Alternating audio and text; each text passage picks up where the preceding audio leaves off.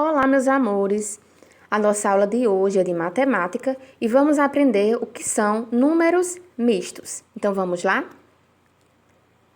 Então, número misto são a junção de inteiros e frações em um mesmo número. Mas como assim? Então, vamos ver um probleminha para que a gente possa compreender melhor. Então, vamos lá. Eurico come sanduíches inteiros e mais um meio de outro sanduíche.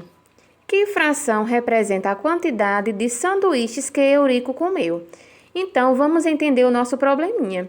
Então, temos aqui 2 sanduíches inteiros e um meio.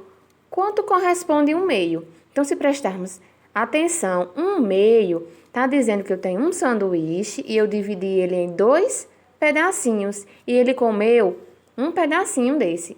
Então, ele comeu 2 sanduíches e uma metade, não é verdade? Então, que fração representa essa quantidade? 2 sanduíches inteiros e sua metade. Então, a gente representa o seguinte: 2 e 1 meio, ou seja, 2 é a parte inteira, certo? Que foi a quantidade de sanduíches inteiros que ele comeu. E a fraçãozinha é nossa parte fracionária, como já se diz, a fração é a parte fracionária, tá certo? Então, vamos lá. Os números mistos, como é que a gente lê? Então, temos aqui um 3 e temos uma fraçãozinha de 1/4. Então, a gente lê 3 inteiros e 1/4. Na nossa próxima fraçãozinha, eu tenho 1 e eu tenho 2 terços. Então, eu vou ler 1 inteiro e 2 terços. Não é fácil? Vamos agora conhecer algumas regras de transformação. Então, a primeira regrazinha. Eu quero transformar um número misto em uma fração imprópria. A fração imprópria, recordando, é quando eu tenho o meu numerador maior do que o meu denominador. Então, vamos lá.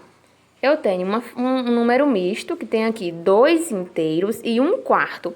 E eu quero transformar em uma fração imprópria. Então, como é que acontece esse processo? Eu vou pegar o meu número inteiro e vou multiplicar por 4. Então, vou fazer 2 vezes 4. Depois, quando eu encontrar, eu vou somar com o meu numerador, que é 1. Então, como é que vai ficar esse resultado? Eu vou pegar 2 vezes 4 mais 1, que equivale a 9. Então, eu vou pegar o 9 e colocar em cima, ou seja, vai ser o meu numerador. E na parte de baixo, vai repetir, ou seja, o denominador permanece o mesmo. Então, quando a gente vai fazer essa transformação de número misto para uma fração imprópria, o único número que vai se modificar é o numerador, tá certo? Que nesse caso ficou sendo o número 9. O denominador permaneceu o número 4, que a gente já tinha na nossa fraçãozinha do número misto. Vamos ver agora alguns exemplos. Eu tenho aqui 3 inteiros e 2 quintos. Vou transformar em uma fração imprópria. Então, vou multiplicar e depois somar. Então, vamos lá. 3 vezes 5 mais 2 equivale a 17. E o meu denominador vai ficar 5. Então, a minha fração vai ser 17 quintos. Simples, não é? Próximo exemplo. 4 inteiros e 2 sétimos. Então, multiplica o 4 com 7 e soma com 2. Então, 4 vezes 7 mais 2. 4 vezes 7 dá 28. 28 mais 2, 30. Então, no meu numerador vai ficar 30 e o denominador 7. Então, ficou 30 sétimos, certo? Vamos conhecer agora a nossa segunda regra. Eu vou fazer agora o inverso. Eu vou ter uma fração imprópria e vou transformar em um número misto. Como é que acontece? Então, vamos lá. Eu tenho aqui uma fração imprópria, 9/4. O que é que eu vou fazer? Para encontrar a fração, ou melhor, o número misto, eu vou fazer essa divisão. 9 dividido por 4. Então, vamos lá ao nosso rascunho. 9 dividido por 4 dá 2. 2 vezes 4 equivale a 8. Então, vai lá.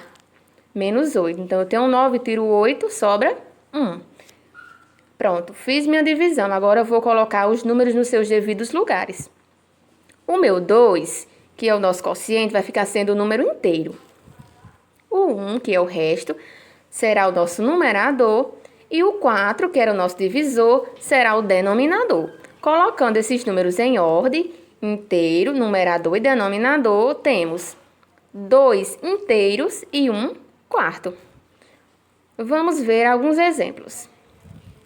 Eu tenho aqui uma fração imprópria, 17 sobre 5, ou seja, 17 quintos. Então, vamos transformar em um número misto.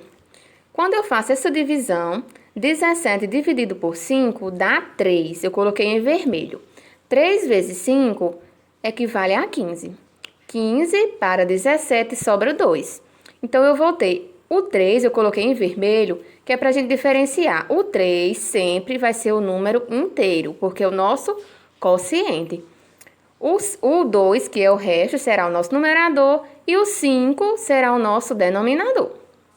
Então, eu tenho 3 inteiros e 2 quintos. Vamos a mais um exemplo. 30 dividido por 7. Então, vamos fazer essa divisão. Quando eu faço, 30 dividido por 7 vai dar 4, porque é o número mais próximo. Se eu colocar 5, ele vai passar. Então, 4 também coloquei em vermelho. 4 vezes 7 dá 28. 28 para chegar em 30 sobra 2. Então, eu tenho 4 inteiros, que é lá o meu resultado do quociente, e 2 sétimos. Tá certo? Então, foi essa, meus amores, a nossa aula de hoje. Eu espero que vocês tenham compreendido. Beijos e até a próxima aula!